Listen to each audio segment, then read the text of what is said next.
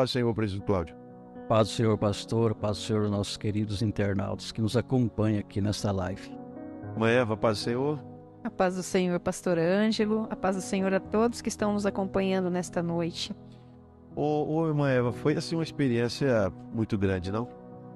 Foi bastante grande a experiência, né? A senhora como lutadora na área da saúde, tantos anos lidando com enfermos, de repente se deparar com uma situação dessa dentro de casa, deve ter sido assim um impacto, né? Foi bastante impactante mesmo, pastor Ângelo. É algo assim inexplicável. De olhar, ver as outras famílias pois agora quando a gente está passando pela situação é diferente, né? Está vivenciando a situação. Presbítero Cláudio, como é que começou os sintomas? Como é que se deu assim, a descoberta do problema? A descoberta foi o seguinte, pastor Ângelo. Eu na verdade, quando eu casei, eu já casei doente. Aliás, essa minha esposa é uma guerreira, viu? Ela teve coragem. E ela sabia? Sabia, com certeza. O irmão estava enfermo. Sim. E foi assim o começo dessa enfermidade. Você começa a se machucar e não sara. E outra coisa, partes do seu corpo vai ficando adormecido. Você pode queimar, cortar com a faca, espetar o espinho, não dói. Isso que o irmão sentia. Isso que eu sentia. E daí, como as feridas começaram a não sarar, eu fui procurar um médico. Primeiro eu fui num posto de saúde, aí o médico me indicou um especialista na parte da dermatologia, né?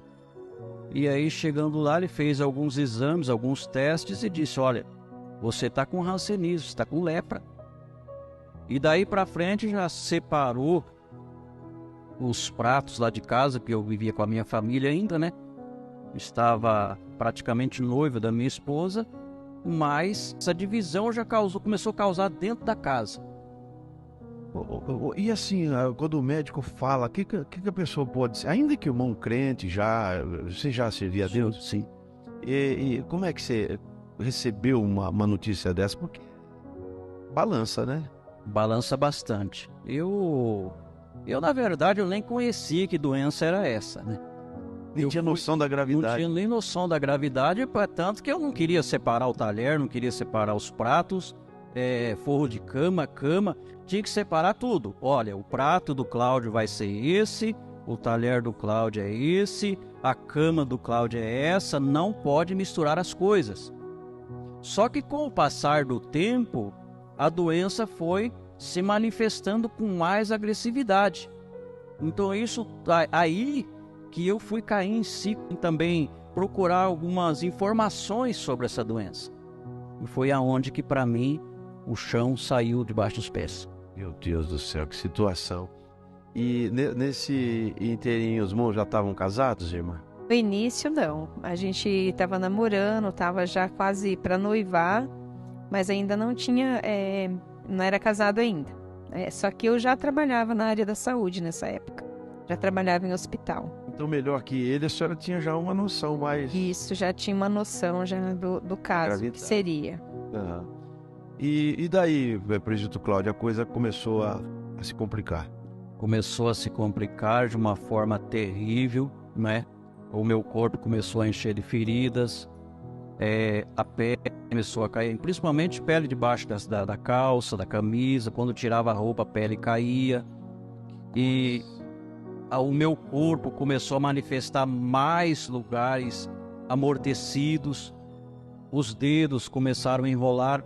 O ápice mesmo da enfermidade foi depois de casado. Depois de casado que a coisa apertou de uma forma terrível, pastor. E vai atrofiando? Vai atrofiando os dedos, atrofiando perna. Inclusive o irmão tem um sinal no dedo. Eu tenho aqui. O irmão mostra. Dedo, olha aqui, ouvinte. Irmãos internautas, o dedo... Ele não estica. Não estica. Não. Isso aqui é um sinal da doença. E era um dedo normal. Era um dedo normal, igual a isso. Normal. Não tinha nada diferente. Mas a doença causa isso. É uma doença terrível. Falando assim, parece uma coisa simples. Mas não é simples, não. É uma doença contagiosa que ela pega assim, através de contato de pele. e de outras formas também há esse contágio. Ô, presbítero Cláudio, e vieram internações? Como é que ficou? Muitas internações. Eu digo que esses hospitais que nós temos aqui em Cascavel, exceto alguns que é novo, mas os demais eu passei por todos eles, porque era 2 dias em casa e 1 semana no hospital. E a senhora acompanhando tudo, irmã? Isso, eu acompanhando ali esse estágio dele, né? Passando por esses momentos de internação, de isolamento, né? De ter que estar separando as coisas dele das coisas dos demais da casa. A gente passou por passamos junto, né? Desde o princípio.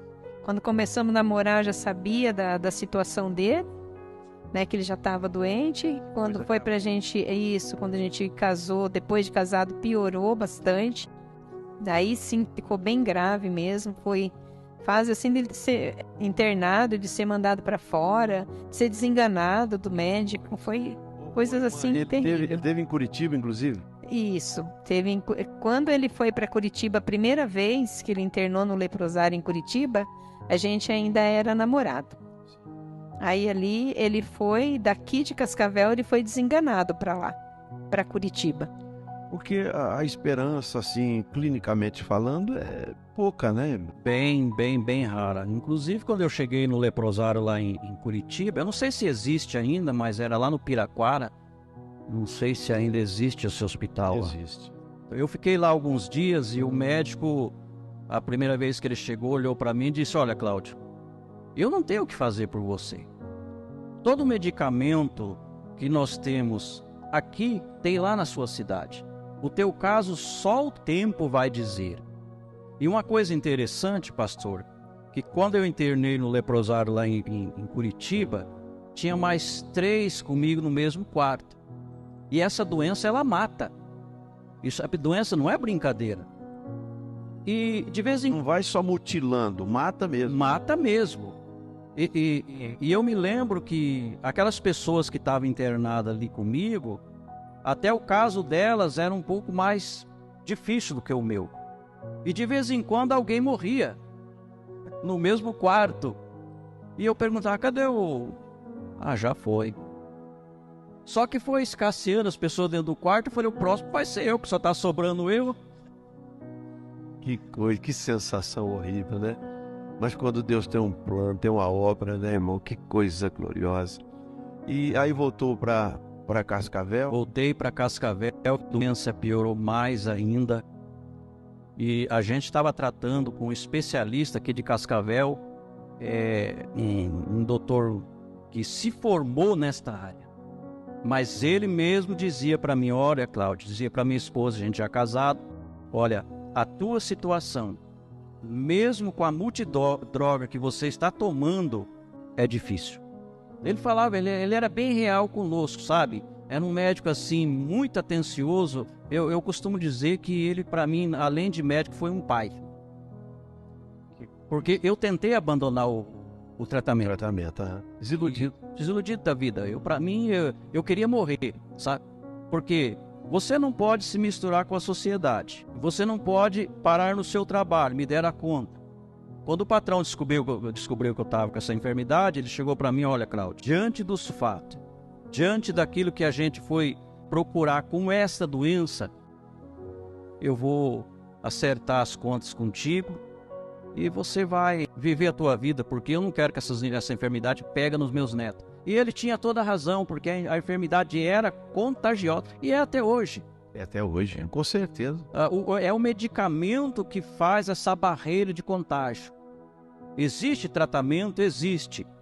Mas se a pessoa está no estágio muito avançado, igual eu estava, é só a misericórdia de Deus. Não tem outra coisa. Viu, irmão Cláudio, assim, dores. Dores terríveis, pastor. Os nervos enrolavam. Em todo o corpo? Em todo o corpo, principalmente aqui as mãos, os braços, e órgãos genitais. Aquilo era uma dor terrível, que o médico tinha que me dar medicamentos fortíssimos para passar a dor. E quando a esperança, irmã Eva, começou a brotar de que o vento podia virar? Olha, pastor Ângelo, foi longo o trajeto, viu? Não foi assim 1 ano, 2 anos, né? Você pensa, vai sarar. Porque essa enfermidade, você vai tratando ela. Vai tratando, só que não tem cura, só remedeia mesmo. Não tem aquela cura através da medicina. Ela vai definhando a pessoa até ela chegar ao estágio que vai morrer mesmo, não tem jeito. Então foram assim, longos 10 anos tratando. Hospital em hospital. De hospital, de medicação, de tomar mão cheia de remédio. Até que chegou uma época que ele ficou muito mal mesmo. Ficou internado no hospital que eu trabalhava, eu cuidava dele ali no hospital. A senhora mesmo? Eu mesmo cuidava, né, nos meus plantão ali, eu ficava depois com ele pós-plantão. E o médico chegou para mim e falou, olha, não tem o que fazer com ele aqui no hospital. Né? Nessa época ele estava assim, todo inchado. Os pés dele eram vermelhos, quente, bem inchado mesmo. E o médico disse para mim, leva ele para casa, porque pelo menos ele vai terminar os dias dele ali junto com a família, né? E eu levei para casa. Pedi terminal. Isso, pedi pro médico assim para fazer uma receita para mim colocar um soro, porque não conseguia comer. Né? Chegou o tempo assim que eu tinha que dar banho, vestir a roupa, dar comida na boca, né? Tratar dele na boca quando ele conseguia comer, porque não tinha nem apetite, né? Não tinha fome. E eu pedi pro médico, então faz pelo menos uma receita de um soro. Naquela época podia, hoje já não pode mais, né? Para mim aplicar em casa para ele um soro com vitamina, porque como que eu vou deixar ele morrer à míngua em casa? Não tem como. E ele passou uma receita, fazia 3 vezes por semana soro na veia, para ele aguentar mais um pouquinho ali, né? E foi o espaço de tempo que Deus deu esses dias, para que acontecesse assim, da gente conhecer pessoas que foi nos ajudar na nossa casa em oração, né? E aí Deus realizou a grande obra depois do médico dizer assim, não dá mais, a partir de agora acabou, né? Agora leva para casa para morrer em casa. Então eu levei para casa para colocar nas mãos de Deus aí, para o Senhor fazer a obra. Então, com relação a essa experiência dos irmãos, não tem aquela de imaginar que a saída, que a solução veio de outra forma. Vocês sabem que 100% foi Deus. Certeza, se não fosse Deus na minha causa, não estaria mais aqui. Alguns irmãos estiveram lá visitando o irmão, conta que o irmão estava muito, muito debilitado. Muito, eu pesava 45 quilos 40? e diminuindo cada vez mais. Alimentação zero, irmã. Alimentação zero. 45 quilos com inchaço, né? Era a água que tinha no corpo. E aí os irmãos, a igreja começou a se unir em oração. Conta aí. Pastor, essa história aí, a gente congregava em outro ministério. E eu estava doente em casa, acamado, e a minha esposa saiu para ir na congregação que ela congregava. Só que nesse dia não tinha culto. E ela queria ir no culto de qualquer forma. E aí ela falou, eu tenho que ir numa igreja hoje, porque a minha vida, a vida do meu esposo, é só pela misericórdia de Deus. E um pouco mais para cima tinha uma congregação desse ministério nosso, e ela entrou nessa igreja. Foi o começo da bênção. E a Deus, a porta abriu. Aí a porta abriu, irmão. Eu fui para a igreja chorando, né? Segurando na mão do menino. O menino tinha 2 aninhos. Aí quando eu cheguei na congregação fechada, falei, Senhor, mas hoje eu preciso, eu necessito. Meu coração estava muito angustiado naquela noite. Aí eu pensei, eu vou no ministério que era uma terça-feira. Lembro como se fosse hoje, era uma terça-feira. Naquele ministério, a oração, o culto era de porta fechada, era só para os membros. Mas como eu conhecia, tinha familiares ali, eu pensei assim, eu vou, né? Eles vão me receber lá. Né? Vão abrir a porta para mim também. Só que no caminho, no trajeto, eu comecei a ouvir uma oração de longe. Fui ouvindo aquela oração e pensei assim no meu coração, eu vou aonde está essa oração? Vou chegar nessa igreja onde está esse povo orando. Aquela oração ia aumentando o volume conforme eu ia chegando, né? Cheguei ali, era a IPJC. E ali a gente já encontrou alguns irmãos, né? Conhecidos da gente, já recebeu. Aí só que eu fui para chorar aquela noite. E foi uma noite tão abençoada que os irmãos estavam ali também para chorar nos pés do Senhor. E eu pedi exatamente para o Senhor: Senhor, envia seus anjos lá na minha casa para fazer alguma coisa para o meu esposo. Porque eu trabalhava à noite, eu imaginava, não tinha telefone na época, eu pensava, eu vou chegar em casa e meu esposo vai estar morto. Não vai conseguir nem abrir a porta para mim entrar. E nessa noite eu encontrei com os irmãos. No final do culto eu conversei com os irmãos. E os irmãos resolveram que iam lá em casa para orar em favor. Naquela mesma noite? Não, daí... Do dia seguinte? Não, nessa noite eu fui para casa e contei para ele, né, o que tinha encontrado esse ministério, que os irmãos eram conhecidos da gente, que recebeu a gente bem e que eu queria voltar lá. Aí eu voltei no sábado. No sábado tinha Santa Ceia, quem cuidava da igreja era um presbítero que vinha de Toledo para Cascavel. E ele veio, daí no final do culto a irmã perguntou para mim, uma bem conhecida da gente: viu, o teu esposo está desviado, que não veio com você na igreja? Foi interessante essa parte. Eu disse: não, ele está enfermo, está desenganado da medicina, está na cama, esperando a hora de partir. Aí a irmã falou: não, então vamos chamar o presbítero, nós vamos agora lá na casa da irmã, vamos orar por ele. Eu penso que foi os anjos que Deus enviou na minha casa naquela noite. E foi a noite do milagre. Os irmãos chegaram. Irmão, para ter uma ideia, ele não conseguia sair da cama. Eu perguntei para ele: você quer receber oração aqui na cama ou quer ir na sala com os irmãos? Aí ele falou: eu gostaria de ir na sala. Aí eu levei ele, né, devagarinho para a sala. E ali os irmãos fizeram oração por ele. E o irmão, o que sentiu ali naquele momento? Já deu para sentir alguma coisa ou a fragilidade era tanta que só depois que você se apercebeu?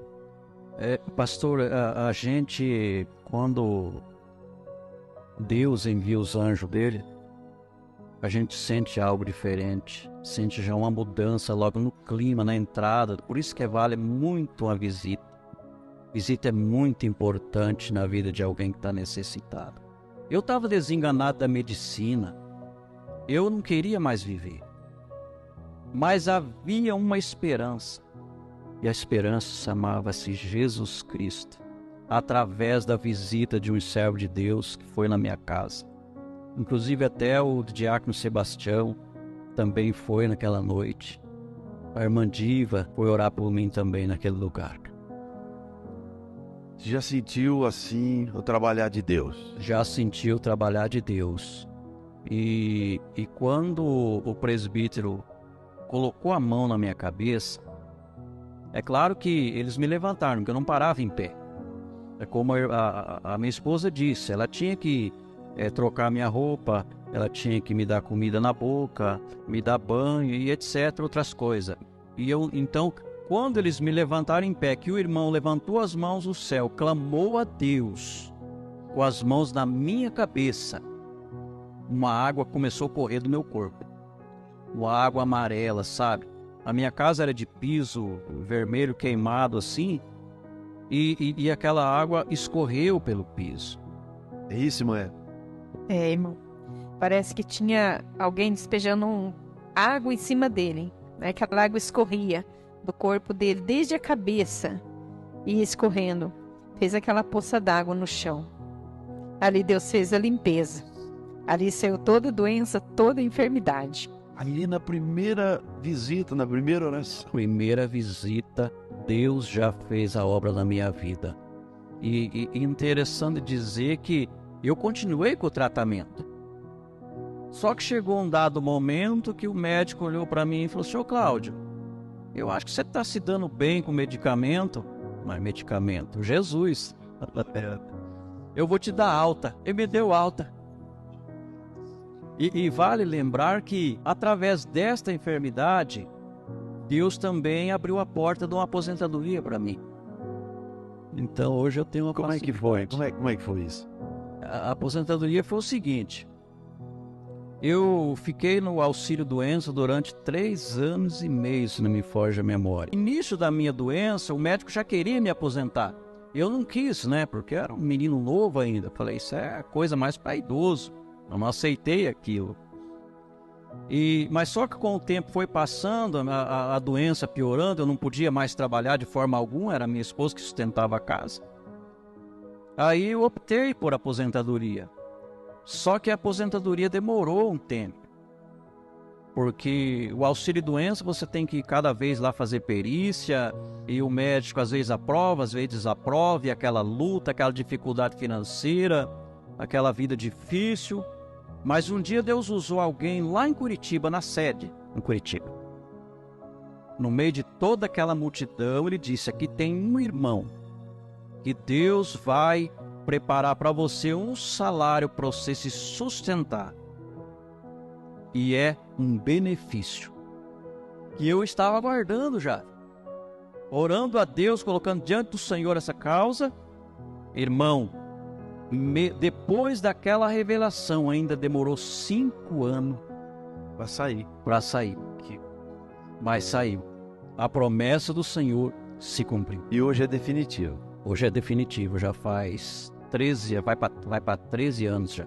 E daí, presbítero Cláudio, o próximo passo, depois da primeira visita dos irmãos, como sentiu a mão de Deus, que você expeliu essa água pelo corpo, o que você fez depois? Veio para a igreja? Como é que foi? Pastor, foi uma coisa interessante, porque os irmãos foram lá em casa, foi no sábado, e depois da oração eu comecei a melhorar, comecei a comer, já comecei a levantar da cama. E vale dizer que eu acho que no sábado seguinte... Na quarta-feira já. Quarta-feira. Foi a pé para a igreja. E era várias quadras, não era assim ali. Já foi a pé para a igreja. Anos, né? O sinal de Deus já, que a bênção já tinha acontecido. Chegaram na igreja, Maela. Uma bênção, né? Ele foi para a igreja depois disso, já foi caminhando, segurando na gente, mas a gente conseguiu ir para a igreja. Só que ficou a sequela das medicações que ele tomou, que era muita, né? Então, estragou todo o fígado, ele teve hepatite, foi curado também através dos dons da revelação. A hepatite medicamentosa, que faz aquela cirrose no fígado, mais uma bênção que ele recebeu. Aquele inchaço nas pernas, os pés vermelhos, que eu pensava que era só da hanseníase, era um reumatismo no sangue, o Senhor curou também. Então Deus foi assim restaurando a saúde dele. Conforme a gente ia para a casa do Senhor, fazia propósito com Deus, o Senhor ia restaurando a saúde. E até os dias de hoje nós estamos aqui glorificando a Deus com essa grande vitória, né? Aí os irmãos decidiram também congregar na Pentecostal. Com toda certeza, né? A gente foi na igreja, gostou, e Deus já tinha operado aquele grande milagre na minha vida. Vamos ficar por aqui mesmo. E já faz 30 anos que nós estamos aqui. 30 anos. Que coisa. A gente se sentiu abraçado, né? No momento que a gente mais precisava, a gente se sentiu abraçado. E hoje, irmã Eva, só gratidão. Só. Opa, tamo aí, irmã. De Deus mesmo na nossa vida. E está sempre firme com o Senhor, né? Algo assim que o Senhor fez na nossa vida, através das lutas, das provações, é permanecer. Não importa a batalha, não importa a guerra, mas a gente está ali de pé na presença do Senhor. Vento sempre tem. Tem. Nunca cessou, pastor Ângelo. Assim, ele foi curado, Deus fez essa grande obra, mas vento sempre tem, nunca cessou. Glória a Deus. Né? Porque eu até penso que a gente precisa, né? Senão a gente fica muito acomodado.